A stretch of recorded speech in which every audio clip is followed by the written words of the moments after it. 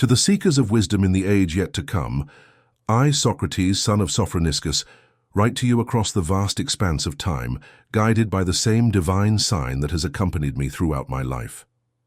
As I walk the agora of Athens, observing the eternal patterns of human nature, I find myself compelled to address a peculiar affliction that seems to transcend the ages, the curious habit of postponing that which we know we must do.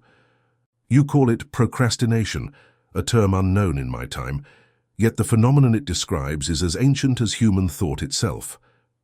In the spirit of our shared pursuit of wisdom, I shall examine this challenge with you, not merely to understand it, but to overcome it through the power of philosophical inquiry and practical wisdom. The truth about this affliction revealed itself to me gradually, much like the wisdom I gained through my conversations in the agora. It began with a simple observation. Those who claim to know what they ought to do yet consistently fail to do it were not merely lazy or undisciplined. No, there was something deeper at work, something that challenged my fundamental belief that those who know what is good will choose what is good. Consider this paradox, dear friend of the future. When you procrastinate, do you act in ignorance? No, you often know precisely what you should be doing. Do you lack understanding of the consequences? Rarely. You can usually articulate exactly what will happen if you delay. Do you fail to see the virtue in taking action? No again. You recognize the wisdom of doing what needs to be done. This presents us with a philosophical puzzle far more complex than it first appears. In my teachings, I have always maintained that no one does wrong willingly, that harmful actions stem from ignorance rather than intent. Yet procrastination seems to defy this principle, for here we find ourselves knowingly choosing the lesser good over the greater. The answer, I believe, lies in understanding the sophisticated nature of self-deception. Just as the prisoners in my allegory of the cave mistake shadows for reality, we often mistake our imagined future capabilities for truth. You tell yourself, I will be more motivated tomorrow. I will have more energy later. I will be better prepared next week. These are not mere predictions. They are a form of self-deception as sophisticated as any argument I encountered from the sophists in the agora. But perhaps the most dangerous aspect of procrastination is its relationship with our perception of time.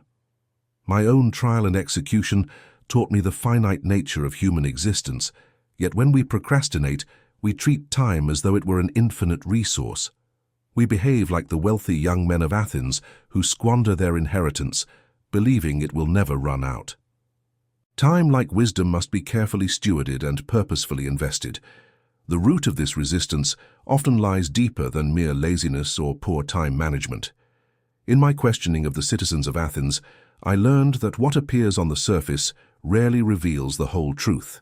When you delay an important task, you are not merely avoiding work. You are often protecting yourself from something far more threatening, the possibility of imperfection, the risk of judgment, the fear of falling short of excellence. This brings us to a crucial understanding about the nature of procrastination. It is not merely a battle between discipline and sloth, but a complex negotiation between our present and future selves. When you choose to delay, you are not simply putting off a task. You are choosing immediate comfort over future excellence, present pleasure over lasting good. I observed this pattern countless times in the agora. A young man would speak passionately about his ambitions, about the great deeds he would accomplish, yet day after day he would find reasons to postpone beginning his journey. He would speak of waiting for the perfect moment, of needing more preparation, of wanting conditions to be just right. But as I would gently help him see, excellence cannot be achieved through preparation alone. It requires action, practice, and the willingness to engage with imperfection. The relationship between procrastination and pleasure deserves particular attention. When you postpone an important task, you experience an immediate relief, a small pleasure purchased at the cost of future pain.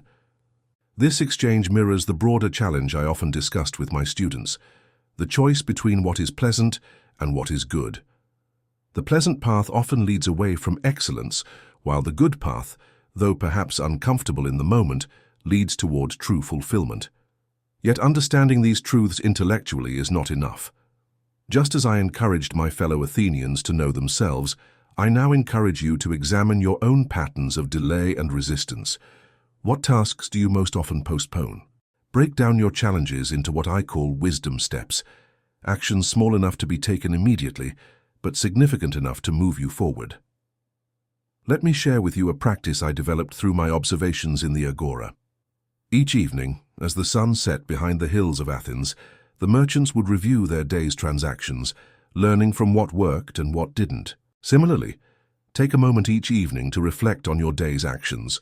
What movements brought you closer to your purpose? What delays taught you about your resistance? What wisdom can you carry into tomorrow? The art of recovery is as important as the art of action. In my own life, there were many times when I faced setbacks, moments when my questions were met with hostility, when my pursuit of truth brought consequences I hadn't anticipated. Yet each setback became an opportunity for deeper understanding, each resistance an invitation to examine my assumptions more carefully. When you find yourself having delayed, having procrastinated despite your best intentions, resist the urge to condemn yourself. Instead, approach the situation with the curiosity of a philosopher. What truth can you learn from this delay? What wisdom lies hidden in your resistance? These moments of apparent failure often contain the seeds of deeper understanding. As your mastery grows, you'll begin to notice subtle shifts in your relationship with action. Tasks that once seemed overwhelming become manageable. Resistance that once paralyzed you becomes merely interesting. This is not because the challenges have become easier, but because you have grown stronger, wiser, more capable of engaging with life's demands. Remember that this journey has no final destination. Just as my philosophical inquiries never reached a point of completion, your mastery of action will continue to deepen throughout your life. Each day brings new opportunities to choose engagement over delay, wisdom over habit, examined action over unconscious postponement. The ultimate purpose of this mastery extends beyond personal achievement. Just as my questions in the Agora were meant to awaken not just individuals but our entire society to greater wisdom, your mastery of action has ripples that extend far beyond your personal sphere. Each time you choose engagement over delay, you strengthen not just yourself, but the fabric of human potential. Let me leave you with this final reflection. The greatest tragedy is not in our failures to act perfectly, but in our failure to begin at all. The wisdom I have shared with you today is not meant to burden you with impossible standards, but to liberate you into action. Start small, but start now. Begin imperfectly, but begin. Act with awareness, but act. For in the end, my dear friend of the future, it is not our philosophical understanding that defines us, but our choices in each present moment. The examined life I have advocated for must become the examined action, the conscious choice to engage fully with life's demands, to meet each moment with wisdom and courage, to transform knowledge into impact. As you rise from this letter, let your next action be chosen with full awareness. Let it be an expression not of habit or compulsion, but of examined wisdom. For in this choice lies the seed of all future mastery, all future impact, all future excellence. May you find in each moment of choice the same joy of engagement that I found in my philosophical inquiries. May your actions flow not from obligation but from wisdom, not from fear but from understanding, not from habit but from examined choice. And remember, dear friend, that just as I questioned the citizens of Athens, not to diminish them but to awaken them to their highest potential, I have shared these thoughts not to burden you with impossible ideals, but to invite you into a deeper engagement with life itself. Go forth now, not with the burden of perfection, but with the liberation of wisdom in action. Let each choice to begin be a victory, each engagement a step toward mastery, each examined action a contribution to the greater good of humanity. For in this integration of wisdom and action lies the true art of living, not as we wish we could live, but as we choose to live in each present moment. May your choices be guided by wisdom, your actions fueled by understanding, and your impact ripple through time just as these words have rippled across the centuries to reach you. Farewell, dear friend of the future. May your actions be as examined as your thoughts, your impact as meaningful as your intentions, and your legacy as lasting as the truths we have explored together. What fears lie beneath your hesitation? What stories do you tell yourself about why today is not the right day to begin? This self-examination is not meant to lead to self-judgment, but to self-knowledge. For only in understanding the true nature of our resistance can we begin to overcome it. The unexamined life is not worth living, and the unexamined habit of procrastination is not worth maintaining. Consider, if you will, how this affliction manifests in your daily life. You sit before your tasks, much as I once sat before the questions of virtue and wisdom, and you feel a peculiar resistance. This resistance, I have observed, takes many forms. Sometimes it appears as a sudden interest in trivial matters. Perhaps you find yourself organizing your belongings with unprecedented enthusiasm, much like how the craftsmen of Athens would busy themselves with lesser works when faced with challenging commissions. Other times it manifests as an overwhelming desire for more preparation, more research, more planning, as if knowledge alone could substitute for action. I am reminded of a young sculptor I once knew in Athens. He possessed remarkable talent and spoke endlessly of the magnificent works he would create. Yet his finest marble remained untouched in his workshop, waiting for what he called the perfect moment. Years passed, and still he waited, occupying himself with smaller works, always preparing but never beginning his masterpiece.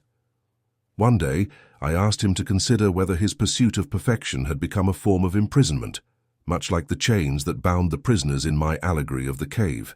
This pursuit of perfection, this waiting for the ideal moment, is perhaps the most sophisticated form of self-deception I have encountered. It masks itself as wisdom, as prudence, as proper preparation. Yet in truth, it is often fear wearing the cloak of virtue. Just as I encouraged the citizens of Athens to examine their assumptions about knowledge and justice, I now urge you to examine your beliefs about readiness and perfection. The truth, which I discovered through countless conversations in the Agora, is that excellence cannot wait for perfect conditions. It must be pursued in the midst of imperfection through action rather than mere contemplation. When you postpone a task, claiming you need more time to prepare, ask yourself, is this truly about preparation, or is it about avoiding the possibility of falling short of your own expectations? I have observed that procrastination often flourishes in the fertile soil of perfectionism. You imagine your future self completing the task flawlessly, and rather than risk falling short of this imagined perfection, you choose to preserve the possibility by never beginning. This is much like the politicians I encountered, who preferred to maintain the illusion of wisdom by never subjecting their ideas to proper examination. Let me share with you a method I developed through my conversations in the marketplace of Athens. When faced with a task you're tempted to postpone, ask yourself these questions, not as mere rhetorical exercises, but as genuine inquiries into the nature of your resistance. First, what is the smallest possible action you could take toward this task? Just as I began my philosophical inquiries with simple questions, you too can begin with simple actions. If you must write, write a single sentence. If you must create, make a single mark. If you must build, lay a single stone. Second, what truth are you avoiding by postponing this task? Remember, the unexamined life is not worth living, and the unexamined procrastination is not worth maintaining. Often our delays protect us from truths we'd rather not face, about our capabilities, our fears, or our values. Third, how would you approach this task if you truly believed, as I do, that wisdom comes not from knowing, but from the pursuit of knowledge? Consider that perfection might lie not in the outcome, but in the process of engagement itself. I remember well the anxiety that gripped young Athenians when they first attempted to speak in the assembly. They would wait, claiming they needed more time to perfect their arguments, more practice to refine their delivery. But those who succeeded were not those who waited for perfection. They were those who began, who spoke, who learned through the very act of doing. The same principle applies to your struggles with procrastination. The wisdom you seek will not come from endless preparation or perfect circumstances. It will come from engagement, from the willing embrace of imperfection as a path to growth. Let me share with you a truth I discovered in my final days, as I faced my own mortality in the prison of Athens. Time is not a reservoir we can draw from indefinitely. Each moment of delay is not merely a postponement. It is a choice to live less fully, to engage less deeply with the art of living. May you find in your own journey the same joy of discovery that I found in observing the craftsmen of Athens, and may your path to mastery be illuminated by the light of wisdom in action. Let us continue our journey in the final part of this letter, where we shall explore how to weave these practices into the tapestry of your daily life, creating lasting change through consistent action. My dear friend of the future, as our exploration draws toward its close, let us turn to the art of living these truths we have examined together. For just as the finest discourse about virtue means nothing without virtuous action, so too our understanding of procrastination must be transformed into lived wisdom. I am reminded of my final days in the prison of Athens, where I faced the ultimate test of living according to my principles. It would have been easy to procrastinate, to delay my final philosophical discussions, to postpone facing the truth of my situation. Yet it was in those moments that I discovered the deepest truth about action, that it is through our choices in the present moment that we define not just our character, but our very existence. Let us begin where each day begins, with the first moment of consciousness. In the Agora, I observed how the most accomplished citizens of Athens approached their mornings not as victims of time, but as its masters. They understood that the first actions of the day set the tone for all that follows. Think of these morning moments as a sacred ritual, much like the libations we offer to the gods.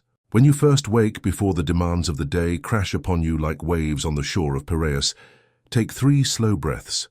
With the first breath, acknowledge your existence, your consciousness, your capacity for choice. With the second breath, recall your purpose, the work that calls to you, the contribution you wish to make. With the third breath, commit to one specific action you will take in the next few moments. This is not mere ritual, it is the foundation of what I call examined action. Just as I have advocated for the examined life, I now advocate for the examined action. Each choice to begin, each decision to engage rather than delay, should come from a place of conscious awareness rather than habitual avoidance. But what of the flow of the day itself? Here we can learn from the rhythm of Athens, the way our city moves through its daily cycles with purpose and grace. The marketplace doesn't spring to life all at once. It awakens gradually, each vendor setting up their wares in a sequence that has been refined over generations. Your day, too, should flow like this, not in frantic bursts of activity, but in a measured progression from task to task. I observed in the craftsman's district how the most skilled artisans moved between tasks with a fluid grace. They didn't frantically jump from one piece to another, but maintained what I call momentum of purpose. When one task was complete, they would pause briefly, not to delay but to honor the completion and consciously choose the next engagement. This brings us to a crucial understanding about the rhythm of action, the integration of rest. In my dialogues, I often pause to allow thoughts to settle, to let wisdom emerge from silence. These were not moments of procrastination, but of strategic renewal. Learn to distinguish between the rest that renews and the delay that depletes. True rest is not avoidance. It is preparation for deeper engagement. Consider how you can design your environment to support this rhythm of purpose. In Athens, each space had its designated function: the agora for commerce and discussion, the temples for worship, the gymnasium for physical training. Your environment should similarly support your intentions.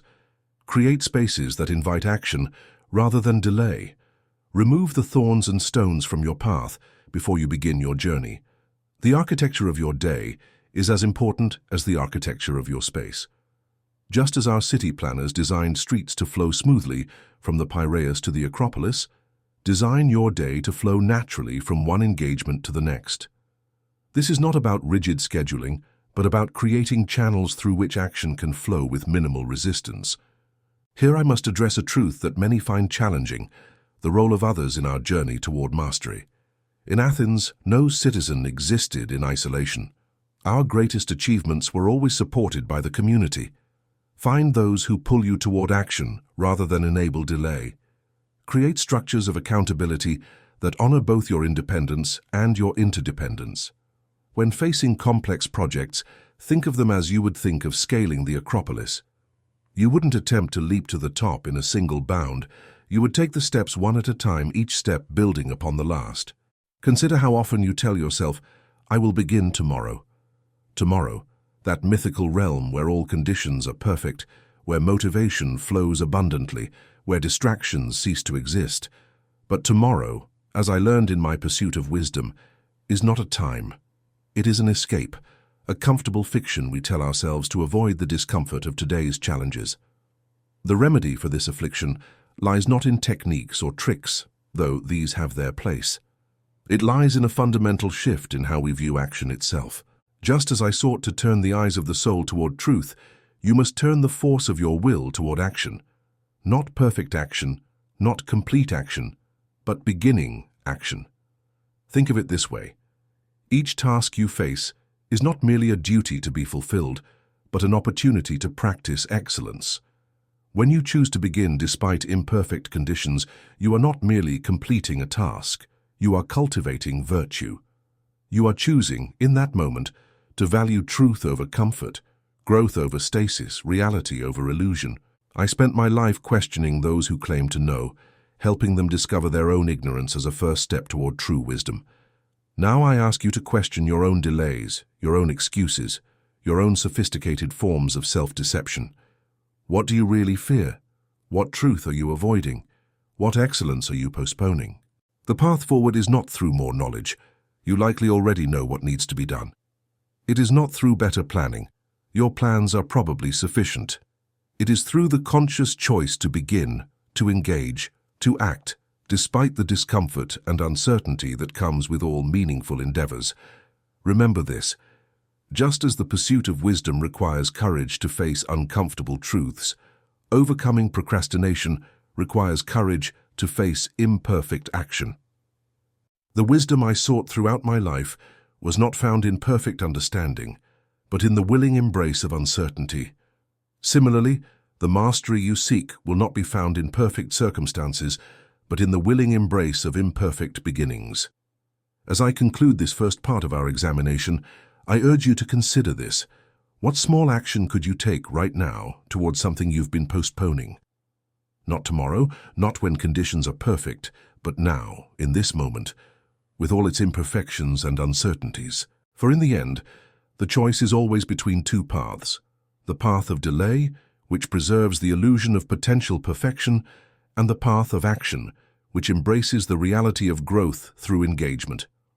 Just as I chose to question, to examine, to engage with the great questions of my time, I urge you to choose engagement over delay, action over contemplation, reality over illusion. The wisdom you seek lies not in waiting, but in beginning. The excellence you desire is not in perfect preparation, but in imperfect action. The growth you hope for cannot come through delay, but only through engagement. Begin, dear friend of the future. Begin not because you are ready, but because beginning itself is an act of wisdom. Begin not because conditions are perfect, but because imperfect action is the path to growth. Begin not because you are certain of success, but because the examined life requires the courage to act in the face of uncertainty. For in this beginning, however small, however imperfect, you take the first step toward that most worthy of goals. The integration of knowledge and action, of wisdom and deed, of understanding and excellence. In the parts that follow, we shall explore deeper aspects of this challenge. But for now, let this truth guide you. The time for action is not when you feel ready, but when you are present. Not when conditions are perfect, but when you are aware. Not when certainty arrives, but when wisdom calls. May you find the courage to begin, the wisdom to persist, and the strength to transform knowledge into action. To continue our examination, dear friend of the future, let us turn our gaze inward to observe a struggle as fierce as any I witnessed in the political life of Athens. For just as my beloved city often found itself torn between competing factions, each claiming to know what was best, so too does your soul engage in a daily battle when faced with tasks that demand your attention. I have spent countless hours in the agora, observing how this inner conflict manifests in the lives of those who sought my counsel. Young and old alike would speak of a curious sensation, a splitting of the self into opposing forces, each pulling in different directions with surprising strength. This, I came to understand, is the true battlefield where procrastination is won or lost. Think of your soul as you would think of a city-state, for in many ways they mirror each other. In the workshops of Athens, I observed how apprentices learned not just from their master's instructions, but from watching, from being in the presence of excellence. They absorbed the rhythms of the work, the subtle movements, the unstated wisdom that comes from observation and proximity. You too must find your companions in the pursuit of excellence. These might be mentors, peers, or even those who inspire you from afar. The key is to surround yourself with those who pull you toward action rather than those who reinforce delay. In Athens, we had a saying, "Show me your friends, and I'll show you your future." In your battle with procrastination, this becomes, "Show me your companions, and I'll show you your habits." But what of setbacks? For they will come as surely as the sun rises over the Acropolis. Here too we can learn from the craftsman. When a pot cracked in the kiln or a sculpture showed a flaw, I never once saw a master abandon their craft. Instead, they studied the failure, learned from it, and began again. This is the wisdom of resilience, not the absence of failure, but the courage to continue despite it. Let me share with you a practice I developed for building this resilience. Each evening, take a moment to reflect on 3 questions. What small victory did I achieve today? What resistance did I face? And what did it teach me? What one thing will I begin tomorrow? This practice serves multiple purposes. It acknowledges progress, however small. It treats resistance not as an enemy, but as a teacher. And it sets an intention for continued action, building a bridge from today's efforts to tomorrow's beginnings. The environment you create around you plays a crucial role in this journey. I noticed how each craftsman's workshop was arranged to make their work easier, not harder. Tools were within reach, materials readily available, distractions minimized. Consider how you can arrange your space to serve your intentions rather than sabotage them. Think of your environment as a silent teacher. Does it promote action or delay? Does it support focus or encourage distraction? Make small changes that align your space with your intentions. Clear your desk of unnecessary items. Place your work tools where you can easily reach them. Remove the things that tend to distract you during your sacred work time. As you progress on this path, you'll begin to notice something subtle but profound. The emergence of what I call action momentum. Just as a moving body tends to stay in motion, a mind engaged in regular action develops its own forward movement. Small victories build upon each other, creating a momentum that makes future action easier. This momentum is built not through dramatic gestures, but through consistent small actions.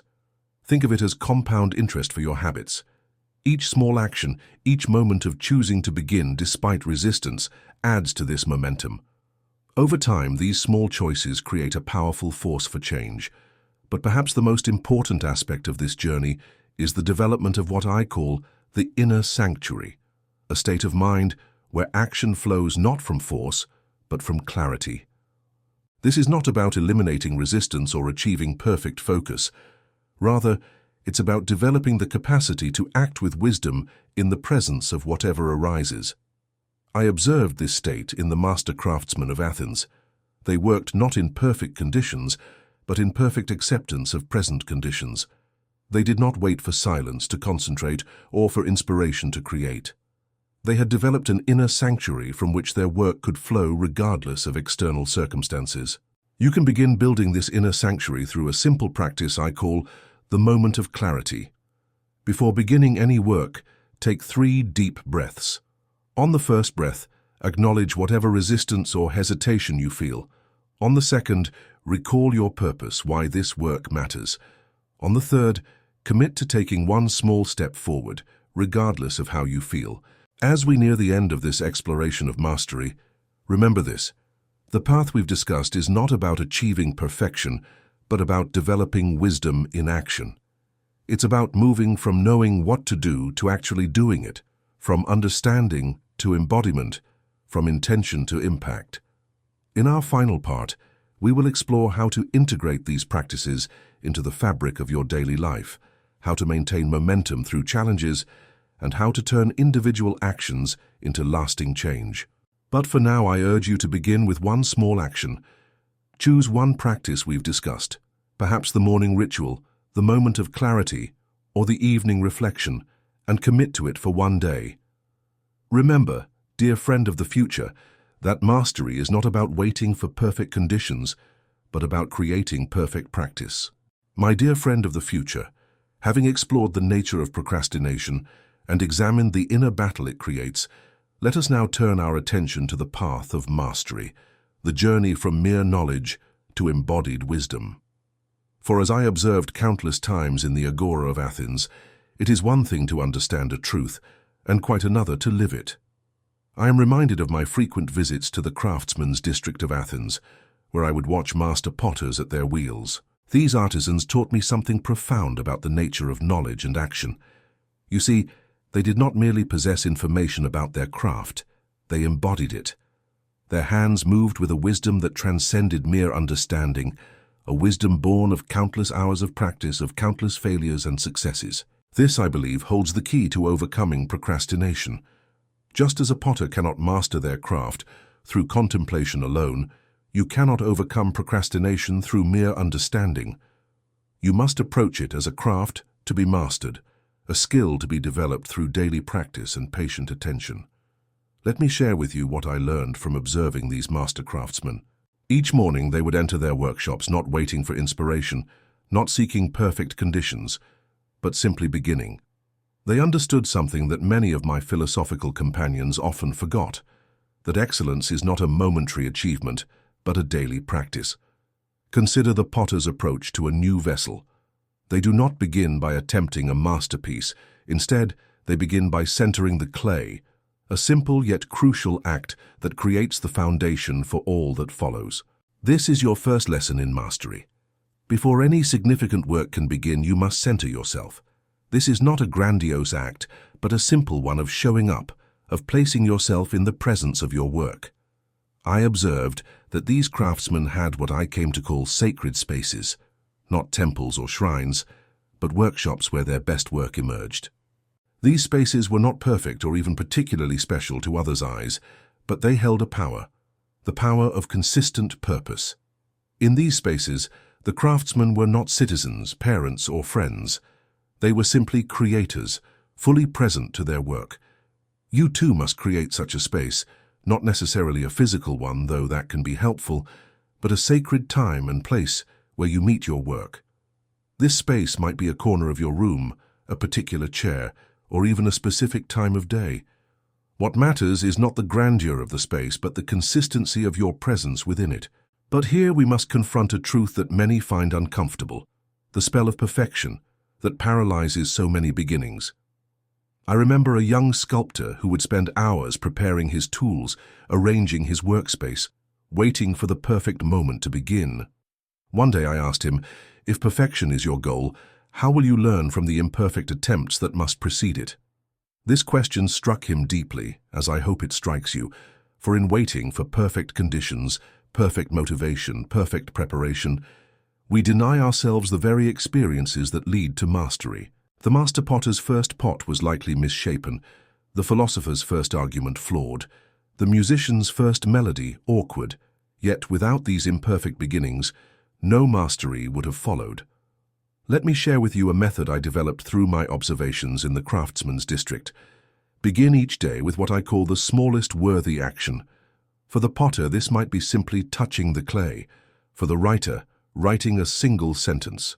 For you, it might be opening the project you've been avoiding, reading the first paragraph of that challenging text, or writing the first line of that delayed correspondence.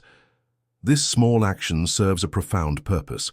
It breaks the spell of perfection and initiates movement.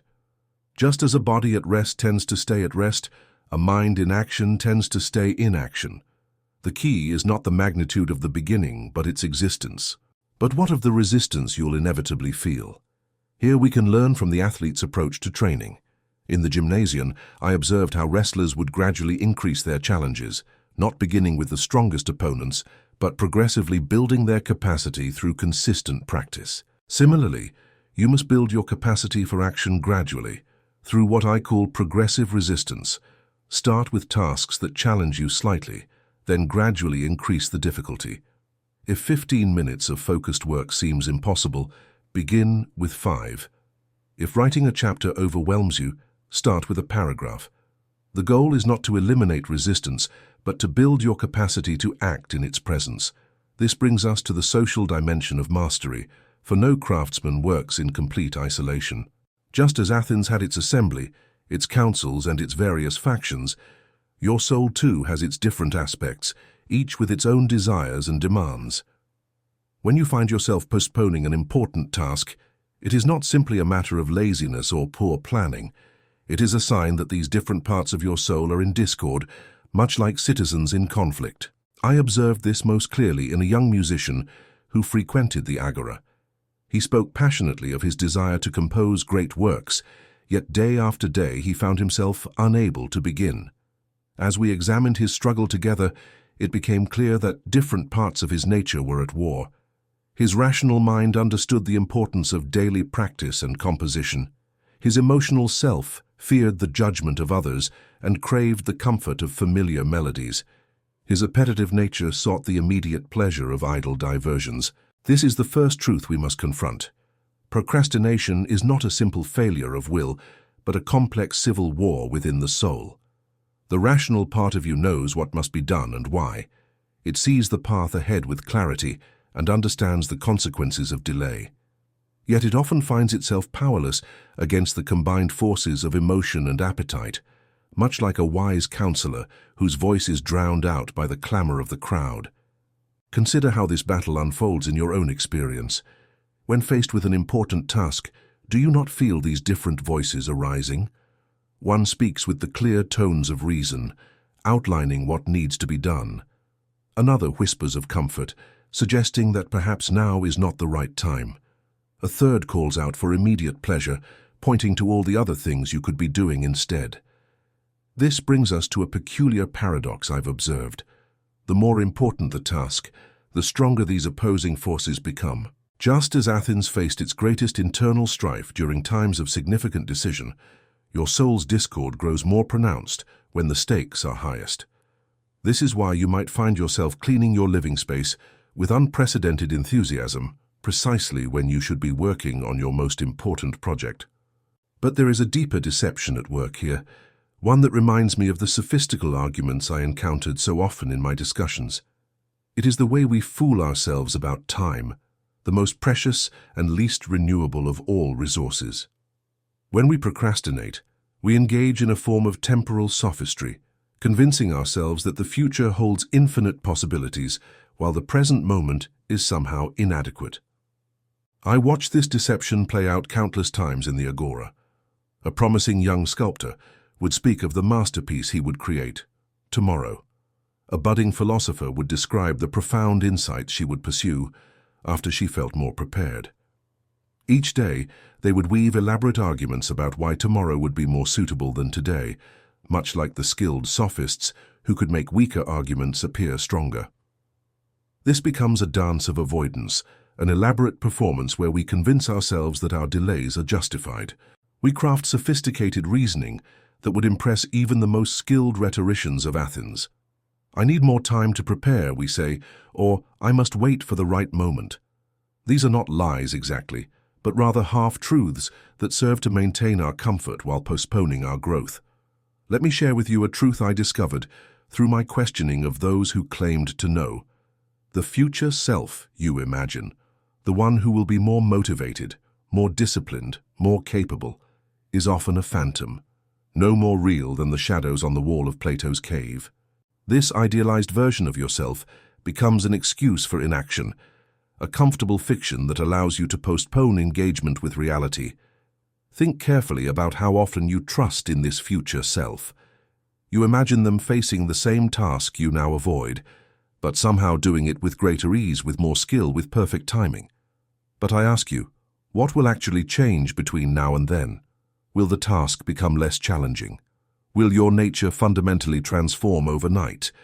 Or is this faith in your future self merely another form of self-deception?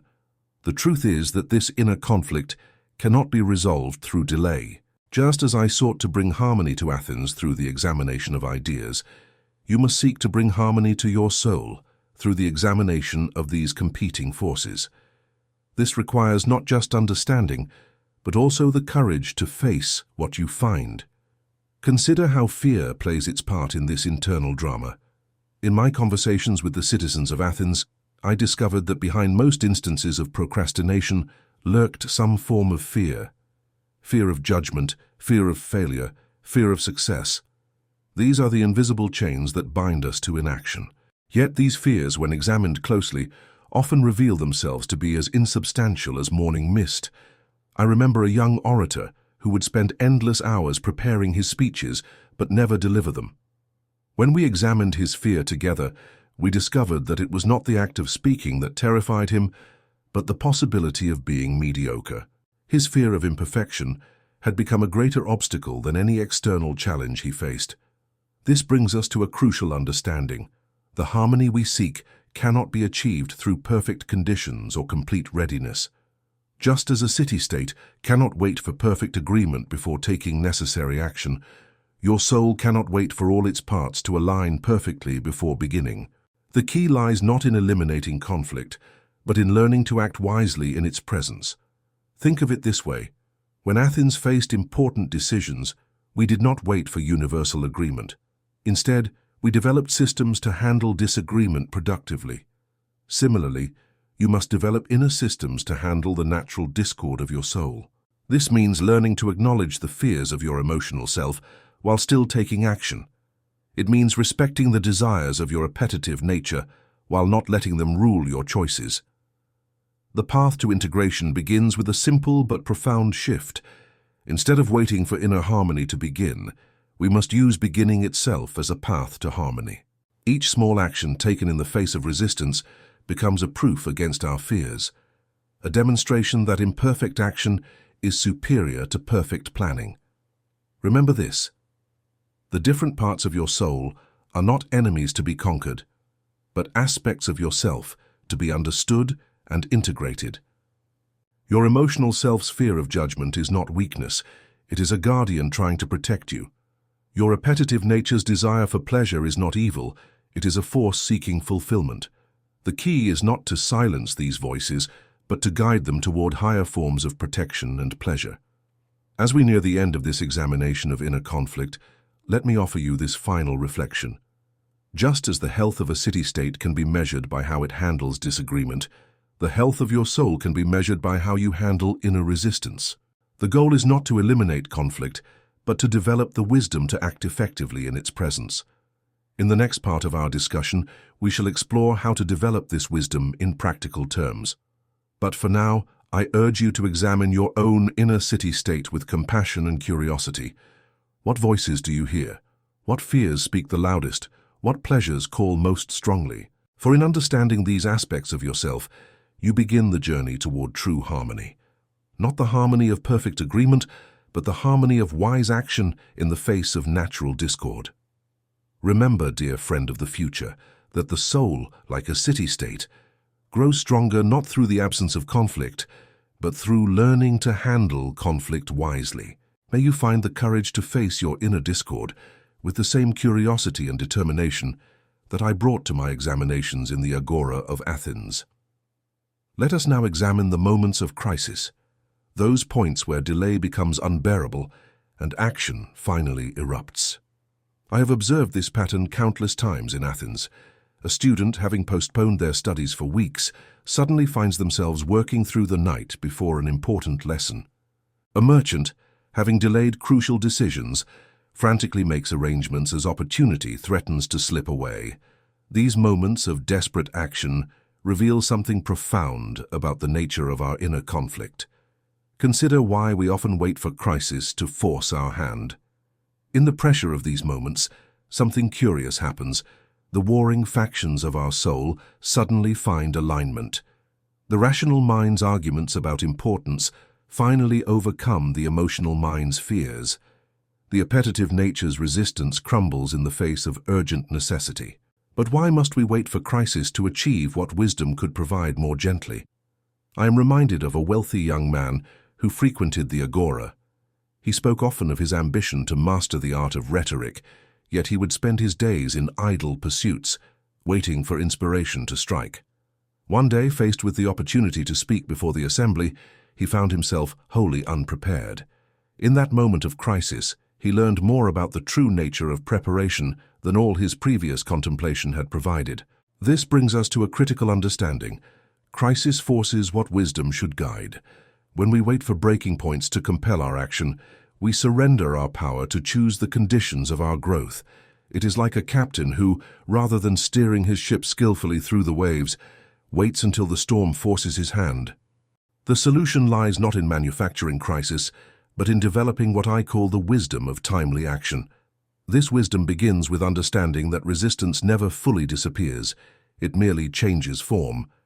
The question is not how to eliminate resistance, but how to act wisely in its presence. Think of how a skilled wrestler in the gymnasium approaches their opponent. They do not wait for the perfect moment when their opponent shows no resistance. Instead, they learn to work with the resistance, to use it, to find opportunity within it. So too must you learn to work with your inner resistance rather than waiting for it to vanish. This brings us to the matter of fear, that constant companion of procrastination that wears many masks. In my discussions with the citizens of Athens, I found that fear often disguises itself as reason. I must prepare more thoroughly, one might say, or the timing isn't quite right. These sound like rational arguments, but beneath them often lurks the trembling heart of fear. Let me share with you a method I developed through my questioning in the Agora. When you feel resistance to a task, ask yourself, if I knew I could not fail, would I still delay?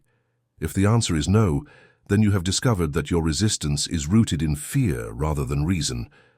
This is valuable knowledge, for we can work with fear more effectively when we recognize it plainly. Consider how fear operates in your own experience. When you postpone an important task, is it truly because you lack the capability, or is it because you fear discovering your current limitations? Is it really about needing more preparation, or is it about avoiding the vulnerability of imperfect action? These are not mere rhetorical questions. They are keys to understanding the nature of your inner conflict. The path to harmony lies not in eliminating these fears, but in learning to act alongside them.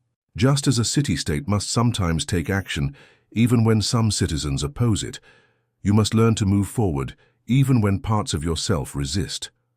This is not about forcing or fighting, but about leading with wisdom and understanding. Think of it this way. Each part of your soul has a valid perspective to offer.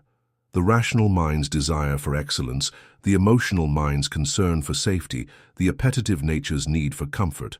All these are legitimate aspects of your being. The key is not to silence any of them, but to create a harmony where each serves its proper function. I have found that this harmony often begins with small actions, what I call wisdom steps. These are actions small enough to be taken despite resistance, yet significant enough to begin shifting the inner balance. When you take these steps consistently, something remarkable happens.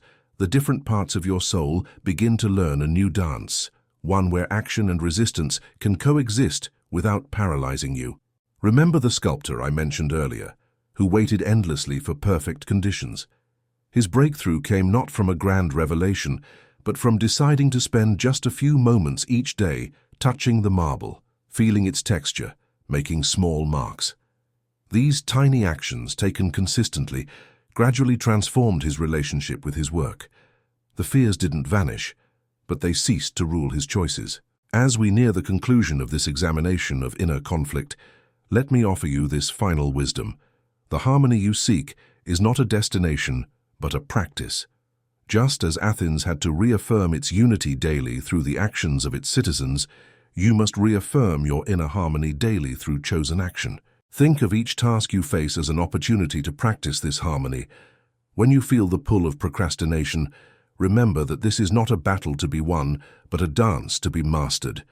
Each step taken in the presence of resistance is a victory, not because it defeats the resistance, but because it demonstrates the possibility of action despite it. In the next part of our discussion, we shall explore specific practices for developing this wisdom in daily life. But for now, I urge you to begin observing your inner city-state with new eyes.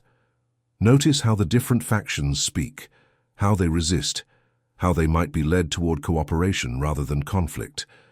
For in this understanding lies the seed of true mastery, not the mastery that comes from perfect control, but the mastery that flows from wise leadership of all aspects of your nature.